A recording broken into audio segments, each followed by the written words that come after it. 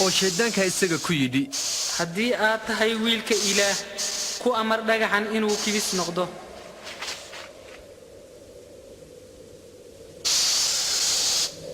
way qoran tahay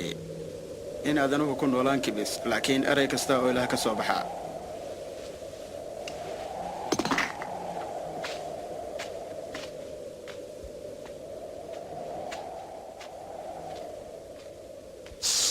marka shaydaanku wuxuu isaga geeyay meel sare oo markiiba tusay dhammaan boqortooyinka dunida waxaan adiga ku siin doonaa dhammaan quwaddan iyo maalkan aniga ayaa la ii wada siiyay oo waxaan siin karaa cid alla cidii aan doorto kadib waxaan oo dhan adiga yeelanaya haddii aad ii caabudo way qoran tahay rabbiga Ilaahaga inaad caabudo oo aad kaligii u adeegtaa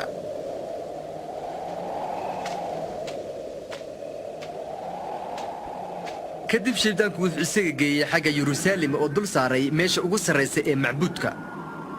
haddii aad tahay wiilka Ilaah iska tuur halkan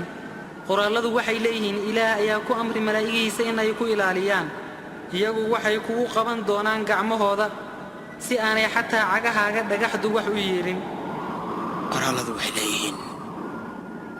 waan rabbiga Ilaahaga aad tijaabin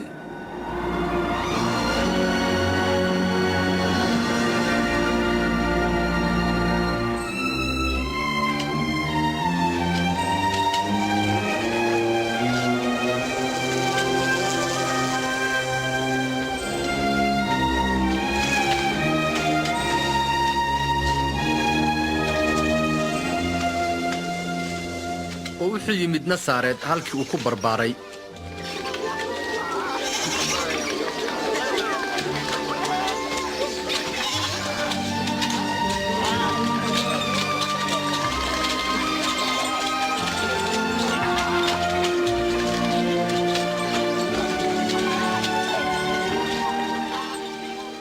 haye nabad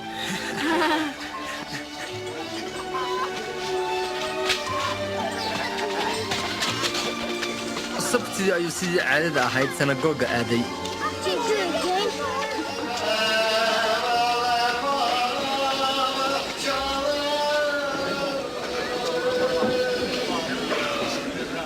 waxaana loogu yeedhay inuu qayb ka akhriyo nebi Ishacyaa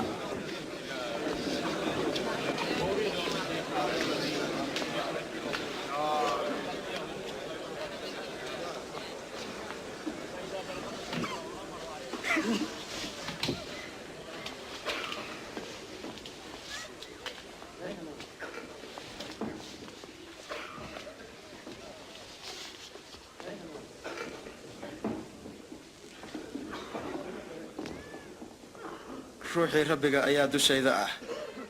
wuxuu ii doortay inaan war wanaagsan u keeno masaakiinta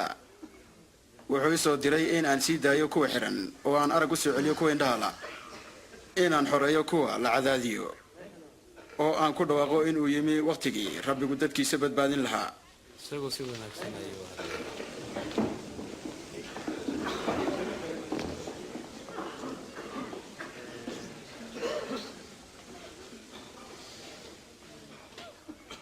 qaybtan ka tirsan qorninka ayaa run noqotay sida aad u maqasheen iyadoo la akhrinayo qorninkii waa rumabay laakiin masiixo kale ay buuxin karaa ballankaas sidee ku ogaan doonaa adigoo shakiin iigu celi mahmaadan ah dhakhtarow isdawee waxaad aniga ugu oran doontaan ku samee waxyaalahan magaaladan aan ku maqalnay in lagu sameeyey kabarnaum anigu waxaan idiin sheegayaa tan ma jiro nebi laga aqbalay beledkiisa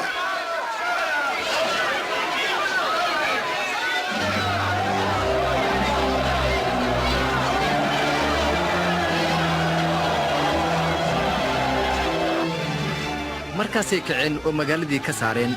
waxaanay u kaxeeyeen buurta magaaladoodii in ay ka tuuraan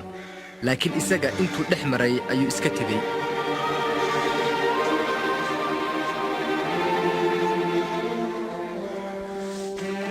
oo wuxuu yimid kabarnaa'um oo ahayd magaaladii galili qabashada roomanka ee waddanka waxay ahayd mid meel walba ku cad oo dadku waxay muddo dheer sugayeen masiixa inuu iyaga ka xoreeyo silica